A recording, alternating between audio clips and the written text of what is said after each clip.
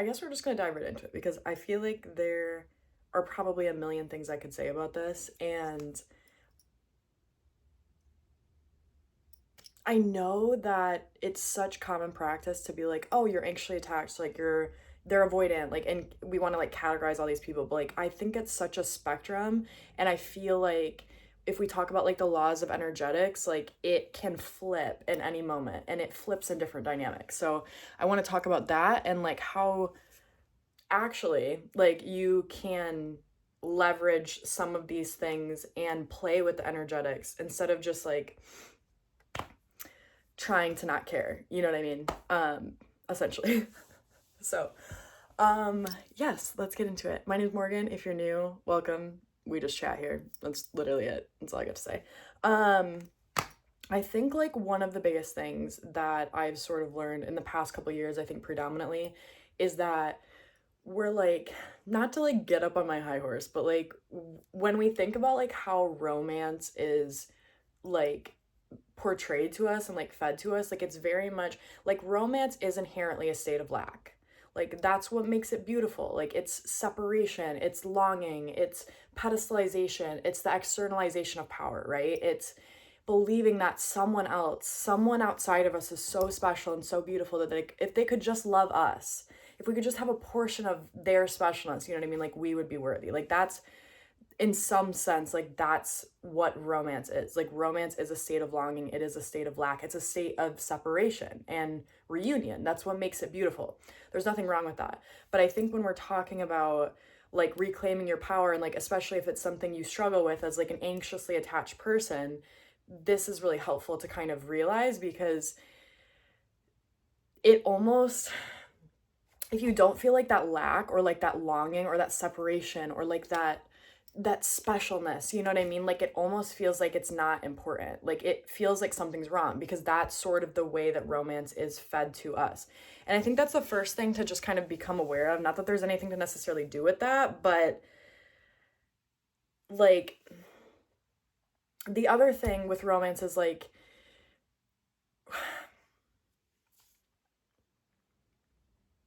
I know, I feel like, okay, let me just back up here. I feel like so often we feel like romance is like, I feel like so often when we're craving a person or like craving a connection, like what we're actually craving is like the essence of that thing. I don't think that's like a surprise, you know what I mean? But like when we talk about that, like I feel like so much of the essence of what we're craving is like we're craving wholeness, like we're craving specialness, we're craving connection, like we're craving being seen. But like I think one of the really deep cravings that is also there is like the craving for romance and for poetry, because like especially like I think for like more feminine creatures, like if you're a creature that tends to be more in flow and like romanticize things, like I think beings like that tend to romanticize relationships, you know, whereas opposed to like more masculine entities or like people more in their masculine energy, like tend to be more logical about the decisions they make within relationships. It just tends to be a little bit more refined and like rigid and logical. So if you are one of those more like emotional, like feminine type beings, or like that's something you tend to kind of operate within, I guess like I think it can be really helpful to kind of look at what key aspects like you are, what is the essence that you're hoping to gain from a certain relationship, like especially if you are anxiously attached to someone, like what is the essence of that thing, of that person, of that connection that you're truly looking for. And I feel like so often like people will try to write it off and be like, you're just looking for like just love yourself, you know what I mean? But I feel like that's kind of like a reduction of like what's really happening almost. I think that's definitely true, but I kind of want to just like go a little bit of a layer deeper and just like really try to like lean into that and ask yourself like what is the true core of like what I'm craving here. Because I found for myself like a lot of times when I'm in that state, like there's a couple of different things that could be happening, and like it's important to kind of fully explore that to understand like what in, and it can differ too, you know what I mean, like within different connections, within different times, like the thing I'm craving that makes me attached, that makes me seek whatever it is I'm looking for with external people or like connections, that can vary. It's not always consistent. Like it's kind of an ongoing thing and that can fluctuate. So I feel like it's important to just like constantly come back to that process with yourself. And if you are feeling like anxious, like tune back into yourself, like check back into yourself and be like, what is it that I'm needing right now? And that can be a number of things, you know what I mean? And I, again, like, I don't want it to be like the surface level thing, like, oh, I need to, like, I should go get my hair done or get my nails done. But like a lot of times it's deeper. It's like a craving for wholeness, or like for me, like I found a lot of times it's a craving for romance. It's a craving for something beyond the mundane, something special, something magical, something important. And it's interesting because like once I identify that and then integrate things to give myself the essence of that, I stop being attached, because it's like the whole anxious attachment comes from insecurity. It comes from lack. It's for some reason we have externalized something and are now using this other person as the source of whatever it is we're looking for, when in reality they're no people are not the source, right? Source is the source, you know what I mean? Like you are connected to the source. So like anytime you try to plug into somebody else and expect them to be your consistent feed of whatever it is you get from them, it's not going to be sustainable. Like you're going to be miserable, they're going to be miserable. Like that's not how human dynamics are supposed to work. And so like this, like in like a large sense, like this is the work, you know what I mean? Like there's, whenever you're feeling very anxious, like you need something from somebody, you need something from yourself, you know what I mean? And that's not to say like, it's a fine line, right? Because that's not to say like you should put up with abuse or like people shouldn't treat you well, but it's interesting because like once you actually start giving those things to yourself, like they reflect it back and or they fall away and you attract other people that match that energy. You know what I mean? Like the more you're in lack and the more you're not giving those things to yourself, like the more you're going to attract people that reflect that and keep kind of doing that also, if that makes sense. So but yeah, kind of circling back, like one of the big things I've always found is like romance and like magic is such a big thing. And I feel like we, you know, in the society we live in, like that can be, if we don't like integrate that regularly, that can be kind of a rare thing. Like we have 9 to 5 jobs, like we, you know what I mean? Like it's a very like rigid kind of masculine, you know, like society. Like it's not inherently that magical. Like I feel like you have to be that magic or you have to seek it. And I think like love and relationships and romance is kind of a way that we do it. We it's kind of a way that we romanticize life and like make it special and like make it beautiful. But like that's really just such a small sliver of the romance of life. You know what I mean? And when I say that, like I don't mean like, because I feel like also another thing is like it like when people say like, oh, romanticize your life, like it's like it's like, oh, light a candle when you're taking a shower, you know what I mean? Or like dress up your food. And like that's a huge part of it. Like I definitely subscribe to those things and I definitely like agree that those can be super helpful. But even beyond that, like it's like a core craving for like a passion and a connection for life, like the romanticization of life, like the beauty of life, you know what I mean? And I think we're just looking for things to be passionate about and to love. And so we like do that with other people. And there's just so many things that we can do that with, you know what I mean? And, you know, that's why I think, you know, when a lot of teachers talk about like anxious attachment and stuff, it's like, find your flow, like find what lights you up, you know what I mean? Like that's so true. But like, I think that's a big reason why is because like we crave so deeply that passion, you know what I mean, and that romance in life. And there's just so many ways to plug into that. And I think take inventory of like, you know, once you kind of understand like what the essence is that you're looking for, and again, that can vary, like try to understand how you can give that to yourself, you know what I mean?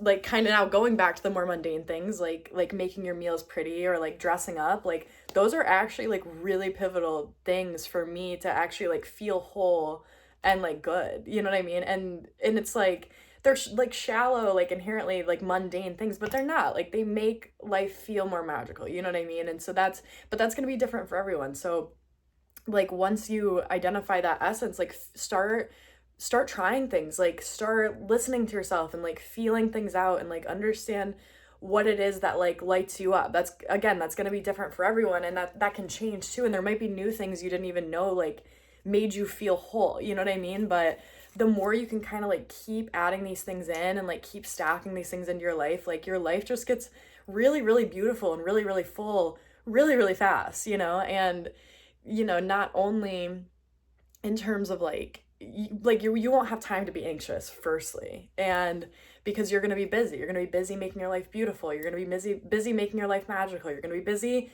figuring out what lights you up and then doing more of it because that's what lights you up. Like you found other sources outside of like a person for these feelings that you're chasing, you know what I mean? You now understand how to cultivate those things within yourself.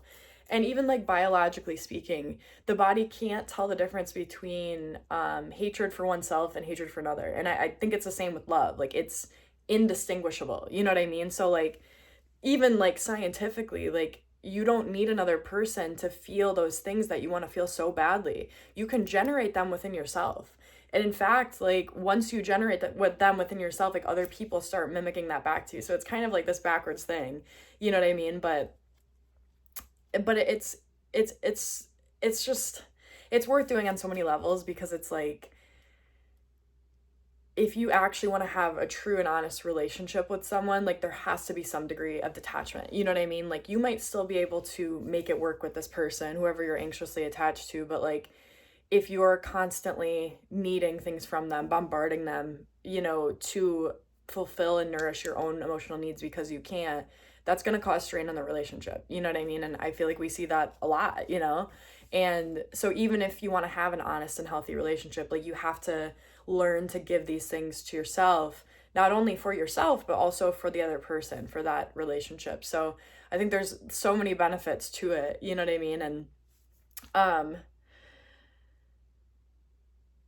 and I think like the other thing too I kind of want to talk about, and this might be a little bit more like toxic black cat energy, whatever, you know? But I think it can be helpful as kind of like a pacer to understand where you're at because like what I was kind of touching on earlier is that I don't think like the anxious, avoidant, secure, I don't think it's like a fixed thing. I think it varies from time to time. I think it varies from person to person. It's different in different connections. You know what I mean? Like I have been avoidant with some people, anxious with other people. I think it's very, very fluid, you know, and so you kind of have to like see yourself through that process and sort of like understand that. Um, but if you think about it, like, I guess just try like stick with me here. Like compare two relationships, right? Like someone you're anxiously attached to, someone for whatever reason you are just romanticizing, pedestalizing, really want, you know what I mean? Like fawning over. And then there's the person that you have that is into you, is obsessed with you, and to be honest, you really could care less. And like what is the difference between these two? Like these are like two different identities, you know what I mean? And it's like I'm trying to figure out how to articulate this. Like you can out like leagues is a matter of like energetics, and that can switch. So for example, like you'll notice like when you start implementing like some of those things I mentioned and you start feeling that wholeness and that fulfillment and that self-respect, and you are elevating and like working on yourself and like your life is improving, you stop being attracted to the same things that you were attracted to before. And so like it's a really good indicator of like your personal development of like who you're attracted to. You know what I'm saying? And like a lot of times like when you give those things to yourself, like you stop really wanting the person that you were so anxiously attached to, which I think is kind of a scary thought, but it's interesting, and just take note of this. You know what I mean? Because like and I guess how do I want to word this? Like like like obsession or like fawning can only go one way at a time. You know what I mean? And that's why that person that's obsessed with you, you couldn't care less about because you have them. You know what I mean? Like they're energetically below your league because they're pedestalizing you. You know what I mean? So this person that you are anxiously attached to, you've put them above like in a higher league than you, and that's just energy. Like that's just a perception thing. you've put them up here because you've pedestalized them, so they're going to feel pretty indifferent towards you. And that's not a fixed thing. Like, we see people change this all the time, like based on their energetics. So that's why I say like it's a really good kind of like pulse check on where you're at, because it's going to tell you where you stand with other people and like what your personal self-worth is. Because now, if you're like, this person's here, this person's here, now if you elevate, right, and you give yourself the things that you thought this person was going to give you, you learn how to give those things to yourself, now you're up here. And I don't mean that in like you're worth more, but like energetically you stop caring because you have given these things to yourself. And once you stop caring, like, and I mean truly stop caring, not just like try to stop caring or like pretend to stop caring, but I mean like you are full, you are fulfilled, like you've given yourself this, what you're looking for, the thing that you're seeking, you have provided it to yourself, like fulfillment. Like once you reach that, every single time they will start wanting you because you don't care. And now you are at a level where it's like there's nothing that you need from them. Like I think leagues and like pedestalization, like that's all it is like the externalization of that power, you know what I mean? And being like, oh, there's something that that person has that I need. And that could be like status, that could be intelligence, that could be success, that could be that romance we talked about, that could be just the feeling of acknowledgement, that could be, a lot of times it's like the opposition, you know what I mean? We'll be attracted to the opposite of us because it's something that we don't give ourselves. Like if you are of like a very analytical, like rigid, disciplined person, a lot of times you'll really crave like emotionally chaotic people or like very playful, like youthful people, because it's like that's something you don't allow yourself to experience. And so you kind of try to experience it through other people. So again, I think it just always comes back to like, what is it that I am so attracted to in this person, and what is it ideally that they would give to me in a perfect world? Like, what is it I want so bad from them? You know what I mean? And how can I figure out a way to give that to myself? And like try to go like as deep as you can with that, because it can be really interesting. There can be a lot of interesting things there.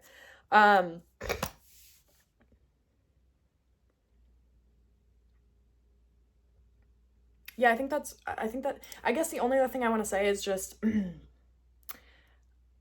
it, like in terms of like energetics, like so much of it also has to do with like nervous system and like calming your nervous system and like identity work, kind of like what we've been talking about. Because like that person who's like pedestalizing this person that you're anxiously attached to versus the person who's completely uncaring to the person you're currently anxiously attached to, those are two different identities. Like those are literally two different people, you know what I mean?